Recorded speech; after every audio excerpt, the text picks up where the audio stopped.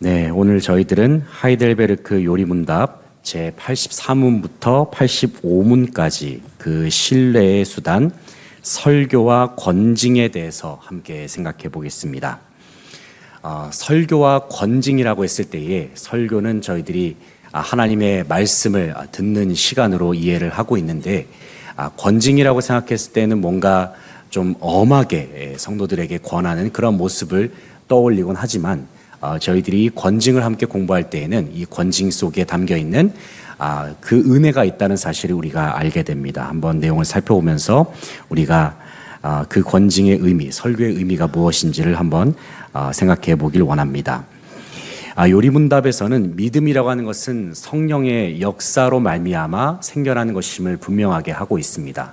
하나님의 말씀이 들려질 때에, 또 하나님의 말씀이 성령의 역사하심 가운데 들려질 때에 우리의 심령 속에 믿음이 생겨나게 되는데, 하나님께서는 우리의 믿음을 그냥 내버려 두시는 것이 아니라 여러 은혜의 방편을 통해서 그 믿음을 성장시키시고 일으키신다는 사실을 알게 됩니다. 그래서 성령 하나님께서 사용하시는 외적인 은혜의 방편이 있다는 사실을 요리문답에서는 이야기하고 있습니다. 그것을 구체적으로 설명하는 것이 바로 복음의 설교와 함께 성례전이 되겠습니다.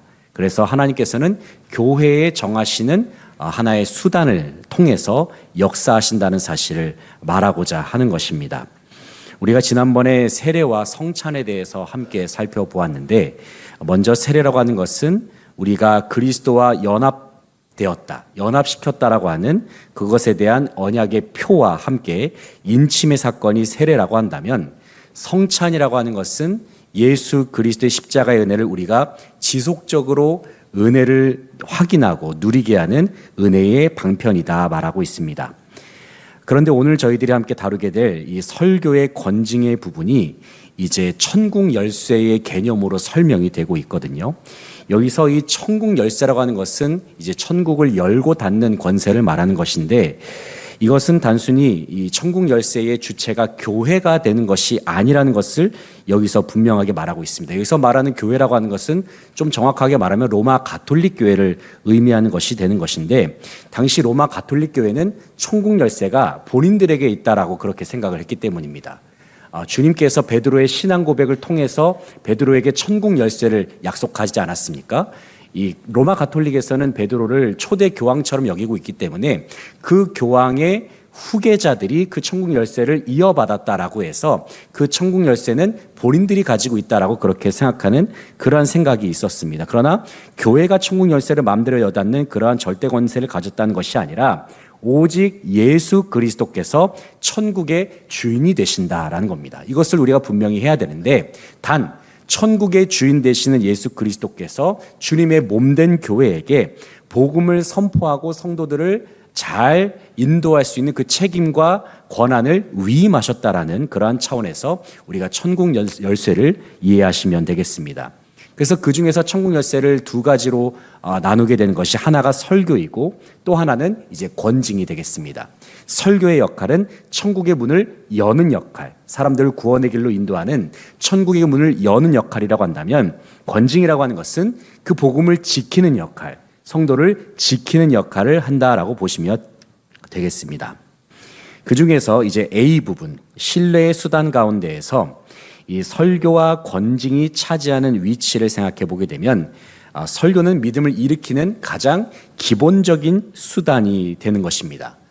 사람에게 믿음이 생겨나는 것은 그 사람이 스스로 열심히 노력을 해서 믿음이 획득되어지는 것이 아니라 오직 하나님의 말씀을 들음으로 말미암아 성령의 역사하심 속에서 믿음이 생겨난다. 계속해서 이제 거듭해서 강조를 드리고 있는데, 로마서 10장 17절 말씀에서 믿음은 들음에서 나고 들음은 그리스도의 말씀으로 말미암아 생겨난다, 이렇게 말씀을 하고 있습니다. 이 모든 과정 속에는 반드시 성령의 역사하심이 동반되어야 하는 것이죠.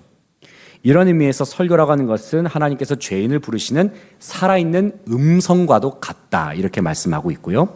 그리고 세례의 성찬이라고 하는 것은 눈에 이 하나님의 말씀을 눈으로 보이게끔 하는, 그래서 눈에 보이게 확인시켜주는 역할을 하는 것이 세례와 성찬입니다. 그리고 이와 같은 말씀을 이제 복음을 물과 떡과 잔을 통해서 확인시켜주는 것이고, 세례와 성찬은 설교를 하나의 보완시켜주는 역할을 감당한다.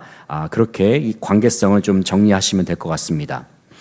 하지만 여전히 사람은 이 죄성을 가지고 있기 때문에 이 죄로 말미암아 이제 하나님의 뜻을 온전히 준행하지 못하고 스스로 자주 넘어지는 그러한 연약함을 보이기도 합니다. 길을 잃고 넘어지는 그러한 경우를 볼 수가 있는데, 그와 같은 상황 속에서 죄를 범했음에도 불구하고 온전히 회개하지 않는, 여전히 회개하지 않고 주님께로 돌이키지 않는 그러한 모습을 보여주는 그러한 성도들이 간혹 있는데, 그와 같은 상황을 방치하게 됐을 때는 교회의 공동체성 자체가, 공동체 안에 있는 거룩함 자체가 훼손될 수도 있기 때문에 바로 그 지점에서 권징이 필요하다는 사실을 요리문답에서는 이야기하고 있습니다. 교회의 거룩함을 보존하기 위한 목적으로, 또 성도의 믿음을 보호하기 위한 목적으로 해서 권징을 사용해야 한다, 이렇게 말하고 있습니다. 그래서 권징이라고 하는 것이 복음의 진리가 주어졌다고 한다면 그 복음의 진리를 유지하고 그것을 돕도록 하는 그런 역할을 감당하는 것이고, 그래서 권징이라고 하는 것이 복음이 진리 안에 머물도록 보호하는 역할을 한다, 이렇게 정리를 할 수가 있겠습니다. 자, 설교의 역할을 생각해 보게 되면 종교개혁자들은 먼저 교회를 정의할 때, 교회 공동체란 어떤 곳인가라고 정의를 내릴 때에는 순수한 복음의 선포를 앞세워서 교회를 정의했다는 것입니다. 이 교회의 본질은 결국에는 복음의 선포에 있다. 왜냐하면 하나님께서는 말씀이 선포되는 것을 통해서 역사하시는 분이시기 때문에 그렇습니다. 그래서 설교는 하나님께서 자신의 백성들에게 말씀하시는 사건인데, 물론 이 말씀은 인간인 설교자가 전하는 것이죠. 하지만 설교자는 인간이지만 그 설교자가 성경 말씀에 충실하게 말씀을 전했을 때에는 하나님께서 그 말씀을 사용하셔서 역사하신다는 사실입니다. 설교의 역할 몇 가지를 이제 세 가지로 정리해서 생각해 보게 되면, 다음 페이지 보시면요, 첫 번째 역할은 무엇입니까? 죄인을 어디로 초청하는 겁니까? 구원으로 초청하는 것이다. 이게 첫 번째 관문이죠. 죄인을 구원으로 초청하는 것.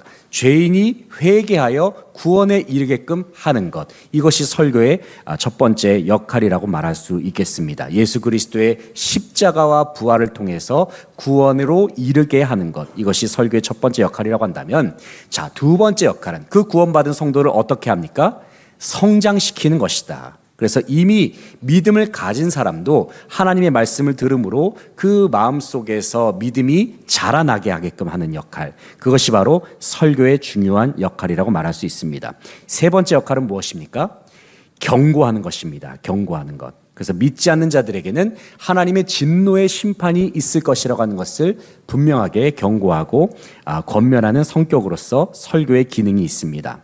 그래서 설교라고 하는 것은 하나님의 구원과 심판이 함께 선포가 되는 아주 거룩한 시간이라고도 볼 수가 있겠습니다. 자, 다음으로 이제 권징을 생각해 보게 되면, 이제 많은 사람들이 권징이라는 이 단어를 딱 접했을 때에는 뭔가 이제 부정적인 느낌, 뭔가 긴장하게 되는 그런 느낌을 받으실 수도 있는데, 이 권징이라고 하는 것은 어떤 처벌이나 징계 차원으로 그렇게 이해될 것이 아니라, 성경에서 말하고 있는 권징의 본질은 결국에는 사랑에 있다는 것입니다. 그 한 사람을 세워주고 한 사람을 회복시켜주기 위한 제도로서 권징이 있다는 것이죠. 다시 말해서 죄에 빠진 그 형제의 자매를 권징을 통해서 다시금 그리스도의 사람으로 회복시키기 위한 그러한 중요한 방편이 권징이라는 겁니다. 그래서 마태복음 18장에서 범죄한 형제가 어떤 회복되는 과정, 그 사람을 권면하는 그 과정이 그려지고 있는데, 먼저는 개인적으로 권면을 하고, 그래도 듣지 않으면 몇 사람이 함께 권면을 하고, 끝끝내 듣지 않게 되면 교회가 개입하도록 하게 되는 그 프로세스가 18장에 나와 있습니다. 여기서 중요한 것이 무엇이냐면, 권징의 모든 과정의 목적은 형제를 회복시키고 다시금 얻는 데에 있다는 것이 이 권징의 중요한 목적입니다. 그래서 이 권징의 역할을 세 가지로 나눠서 설명을 해보게 되면, 첫 번째 역할은 회개를 돕는 것입니다. 회개하여서 다시금 주님께로 돌아오게끔 하기 위해서 권징을 행한다는 것이고요. 두 번째 역할은 교회의 거룩함을 지키는 것입니다. 그래서 공동체 안에 발생한 그 죄악을 정화하기 위한, 거룩하게 하기 위한 그러한 도구로서 권징을 사용한다는 것이고요. 또 세 번째 역할은 복음의 명예를 보호하는 것에 있다라고 그렇게 볼 수가 있겠습니다. 그래서 권징의 결국에는 목적이 되는 것은 죄인을 사랑하고 회복시켜주는 것이고 또 하나님의 영광을 드러내기 위해서 이 권징을 행한다라고 보시면 되겠습니다. 자, 이제 이어서 저희들이 이제 83문부터 85문까지 이제 세 가지 문단만 저희들이 살펴보게 될 텐데요. 우리가 83문, 이제 천국 열쇠는 이제 설교와 권징을 의미하는 부분이라고 할 수가 있겠는데, 이 천국 열쇠, 한번 원문을 같이 한번 읽어주시면 감사하겠습니다. 천국 열쇠는 무엇입니까? 입니다. 천국 열쇠. 여기서 열쇠라고 하는 것은 문을 열고 잠그는 도구를 말하는 것이죠. 그런데 이 천국 열쇠라고 하는 것은 결국에는 이제 하나님 나라에 접근하는 것과 관련된 그러한 권세라고 말할 수가 있겠습니다.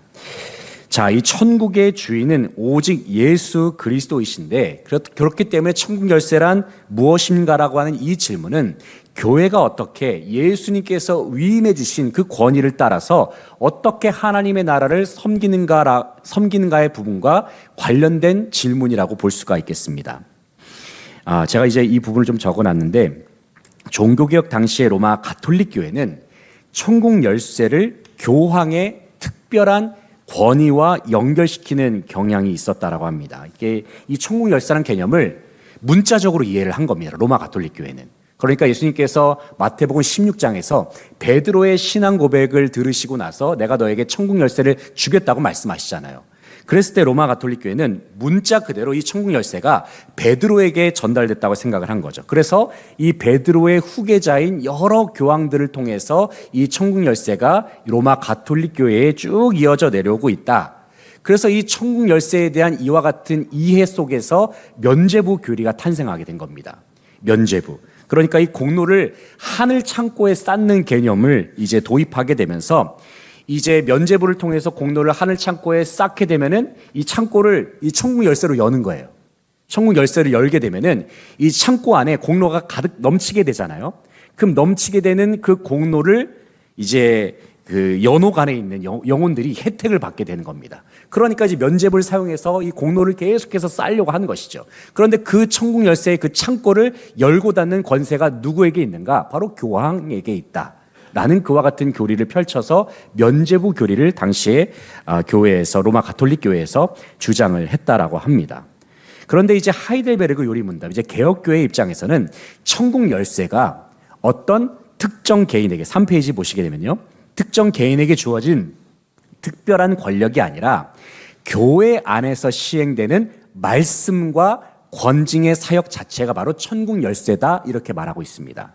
다시 말해서 이제 천국 열쇠라는 개념을 통해서 우리에게 설명하고자 하는 것은 하나님께서 어떤 수단을 통해서, 어떠한 천국 열쇠를 통해서 이제 자기 백성을 통치하시는가, 이 부분을 말하고자 하는 것이죠. 천국 열쇠는 무엇입니까? 거기에 대한 답을 한번 같이 읽어주시면 감사하겠습니다. 거룩한 복음의 설교와 그리스도인의 권징입니다. 이 둘에 의해 믿는 자들에게는 천국이 열리고 믿지 않는 자들에게는 닫힙니다. 예. 이 요리문답에서 천국 열쇠를 두 가지로 말하고 있죠. 첫 번째는 설교. 그런데 그냥 설교가 아니라 복음 설교입니다. 한 영혼을 구원하는 이 복음 설교를 말하는 것이고, 또 하나는 권징이죠. 교회의 권징. 이 두 가지를 천국 열쇠로 이야기를 하고 있습니다. 먼저 첫 번째 열쇠, 바로 이제 설교인데, 하나님의 구원 초청으로서의 성격을 가진다는 겁니다. 그래서 믿는 자는 이 복음 설교를 들음으로 말미암아 죄 사함과 영생을 경험하게 되는 것이죠. 또 두 번째 열쇠인 권징이라고 하는 것은 여전히 이 믿음에 머물고 있다가 죄를 범함으로 말미암아 회개하지 않는 자들에게 돌이키게 하는 사역이다라고 말하고 있습니다. 그래서 왜 돌이켜야 합니까? 이 사람들이 이 죄 안에 머물러 있으면 안 되잖아요. 죄악 안에 머물러 있게 되면 교회 공동체성이 훼손되기 때문에 교회 공동체성을 보존하기 위한 목적으로서 권징을 행한다는 겁니다. 그래서 이 설교와 권징은 서로 상호 보완적인 성격을 가진다라고 볼 수가 있겠습니다. 자, 두 번째로 84문을 보시게 되면은 84문의 질문을 같이 한번 읽어주시면 감사하겠습니다. 거룩한 복음의 설교를 통하여 천국은 어떻게 열리고 닫힙니까? 예, 거룩한 복음의 설교를 이야기하고 있는데, 자, 많은 사람들이 이 설교에 대해서 생각할 때에, 물론 이제 저희들은 그렇게 생각은 안 하지만, 뭐 교회를 이제 다닌 지 얼마 안 되신 분들 같은 경우는 이 설교를 가리켜서 교회의 하나의 프로그램이다, 또 예배 순서의 하나 정도에 이렇게 생각하는 경우가 많이 있습니다. 하지만 요리문답에서는 설교를 가리켜서 하나님께서 직접적으로 사용하시는 구원의 수단 차원에서 설교를 말하고 있습니다. 하나님께서 이 설교라는 방편을 통해서 하나님께서 한 영혼을 구원하신다는 겁니다. 바로 이런 의미에서 이 설교라고 하는 것은 한 사람의 영혼을 좌우하는, 한 사람의 영혼의 생과 사를 좌우하는 천국 열쇠와도 같다는 사실을 알게 되는 것입니다. 자, 답변을 같이 한번 읽어주시면 감사하겠습니다.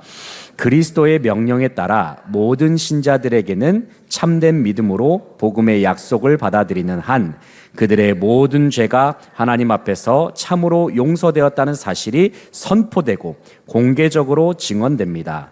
반대로 모든 불신자들과 회개하지 않는 위선자들에게는 그들이 회개하지 않는 한 하나님의 진노와 영원한 정죄 아래 머물러 있다는 사실이 선포되고 공개적으로 증언됩니다.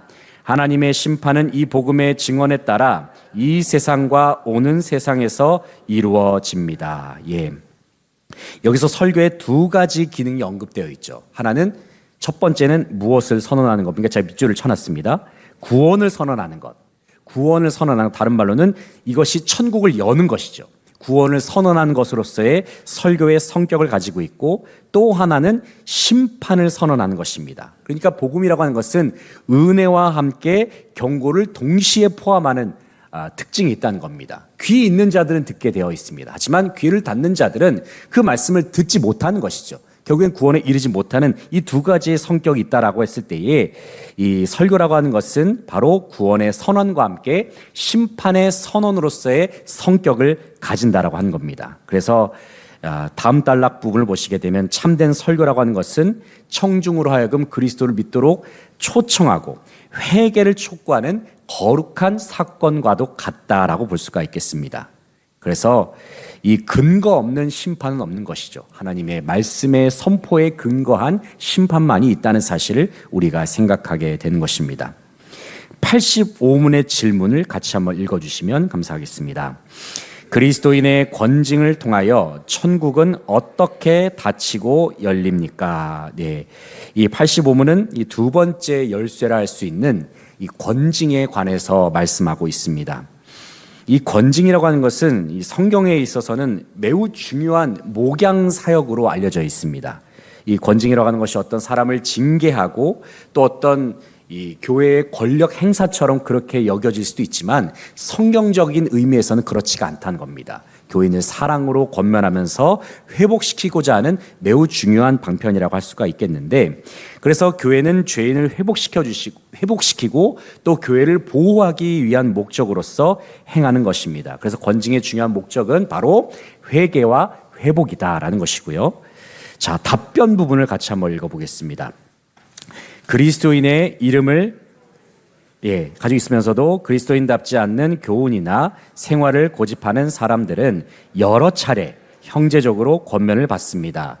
그러나 그들이 그 잘못을 버리지 않으면 교회나 유명한 직분자들에게 알려집니다. 그들의 권면에도 순종하지 않으면 성례에 참여하는 것이 금지되며 그 결과 그리스도인의 공동체로부터 제외되고 하나님에 의해 천국으로부터 제외된 것으로 선언됩니다. 그러나 그들이 참된 개혁과 회개를 약속하고 보인다면 다시 그리스도와 교회의 지체로 받아들여집니다. 예. 자, 이 답변 자체가 이 권징의 단계를 설명을 하고 있습니다. 먼저 권징이라고 하는 것은 첫 번째는 개인적인 권면으로 시작합니다. 하지만 그 개인적으로 이 권면했을 때, 회개를 권면했을 때에 거기에 불응하게 되면은 이제 공동체의 개입과 권면으로 이어지게 되는 것인데, 그것조차 끝까지 거부를 하게 되었을 때에는 이제 성찬을 제한하게 되는 수찬 정지를 시행하게 되는 겁니다. 수찬 정지를 거쳐서 최종적으로는 교회의 교제 안에 들어오지 못하게 하는 출교회까지 이르게 된다라고 말하고 있습니다. 자, 수찬 정지에 대해서 여러분 어떻게 생각하십니까? 수찬 정지라고 하는 것은 성만찬에 참여하지 못하는 거잖아요. 이 수찬 정지라고 하는 것이 이 불경건한 자들이 성도의 교제 안에 거하게 하는 것이 아니라 교제 밖에 두게 만드는 겁니다. 이 교제 공동체 밖에 두게 만듦으로써 이것을 통해서 무엇을 말하고자 하는 것이냐면은 하나님께서도 그들을 하나님 나라의 밖에 두실 것이다 라는 그러한 의미의 경고의 말씀이라고 할 수가 있겠습니다. 그러니까 아주 무서운 의미인 것이죠. 단순히 떡과 잔에 참여하는 것이 가벼운 의미가 아니라 매우 엄중한 경고의 말씀이라고 볼 수가 있겠습니다. 그러나 이와 같은 권징과 수찬 정지의 목적은 단순히 그 사람을 포기하고 그 사람을 멀리하기 위한 목적이 있는 것이 아니라는 사실을 여기서 분명하게 하고 있죠. 중요한 본질이 무엇이냐면 그 사람으로 하여금 다시금 회복하고 또 회개케 하여서 다시금 공동체 안에 들어오게끔 하는 데에 있습니다. 죄인으로 하여금 돌이키게 하는 데에 그 목적이 있다는 사실을 우리가 기억하게 되는 것입니다. 그래서 이 권징이라고 하는 것은 결국에는 사랑의 사역이다라고 볼 수가 있겠습니다. 사랑으로서 그 사람을 권면하면서 그 사람을 회복시키고자 하는 사역이다. 다시금 주님으로부터 벗어난 그 사람이 공동체 안으로 들어와서 주님과 함께 주님의 은혜를 나누면서 살아가게끔 하는 좋은 도구가 된다라는 것을 볼 수가 있겠습니다. 그래서 교회 공동체 안에서 이제 권징을 시행하는 부분에 있어서는 많이 조심스러운 부분이 많이 있습니다. 근데 어떤 책에서는 이렇게 이야기를 하는 경우도 있습니다. 이 어쩌면 권징이 시행되지 않는 가장 큰 이유가 무엇이냐면 사랑이 너무 많아서가 아니라 어쩌면 사랑이 없어서 권징을 시행하지 않는 것일 수도 있다. 이렇게 말하기도 하더라고요. 그래서 결국에는 이 권징의 목적이 정말로 중요하다는 겁니다. 한 영혼을 살리고 한 영혼을 회복시키고 한 영혼을 돌이키게 하기 위해서 하나님의 사랑에 근거한 그러한 권징이 필요하다는 사실을 요리문답에서는 말하고 있다는 것입니다. 자, 이제 결론 부분을 보시게 되면요. 이제 하나님께서는 교회의 통치를 위한 천국 열쇠로서 이제 설교와 권징을 허락하셨습니다. 이 두 가지는 앞서 말씀을 드렸듯이 이제 상호 보완적인 그러한 성격을 가지면서 성도들을 향한 하나님의 사랑을 가시적으로 보여주는 매우 중요한 은혜의 방편이다 그랬습니다. 하나님께서는 설교라는 천국 열쇠를 통해서 복음을 선포하시면서 죄인들을 하나님께로 초청을 하시고 동시에 하나님께서는 권징이라는 또 다른 열쇠를 통해서 부족하고 연약한 성도들이 죄로 더 이상 타락하지 않도록 든든한 울타리를 만들어 주셨다라고 볼 수가 있겠습니다. 이와 같은 이 설교와 권징을 생각할 때에 저는 이렇게 생각합니다. 매주마다 목회자를 통해서 선포되는 설교를 정말로 귀하게 여겨야 하고 소중히 여겨야 한다는 사실을 다시금 기억해 보게 되는 것입니다. 왜냐하면 설교라고 하는 것은 우리에게 들려주시는 하나님의 구원의 메시지이자 복음의 선포이기 때문입니다. 동시에 살아계신 하나님의 음성과도 같기 때문에 우리는 하나님의 말씀에 늘 귀를 기울일 수 있어야 하는 것입니다. 또한 권징은 연약하고 불완전한 성도들이 다시금 주님의 품으로 인도하게끔 하는 매우 중요한 방편이 된다라는 겁니다. 바로 이와 같은 설교와 권징이 살아있을 때 우리는 교회 공동체를 더욱 아름답고도 거룩하게 세워나갈 수 있겠다라는 생각을 해보게 됩니다. 마지막 부분에서 제가 이렇게 적어봤는데 우리는 주님께서 맡겨주신 성지교회를 어떻게 더욱 아름답고도 거룩하게 세워나갈 수 있을까요? 이 시간 교회의 머리가 되신 예수 그리스도께서 우리에게 허락하신 은혜의 방편들을 다시금 깊이 묵상하고 그 신뢰의 수단들을 하나님의 뜻에 합당하게 지혜롭게 사용함으로 말미암아 하나님께서 기뻐하시는 우리 성지교회를 다 함께 아름답게 세워나갈 수 있는 저와 여러분의 복된 귀한 사역이 될 수 있기를 간절히 바라고 소망합니다.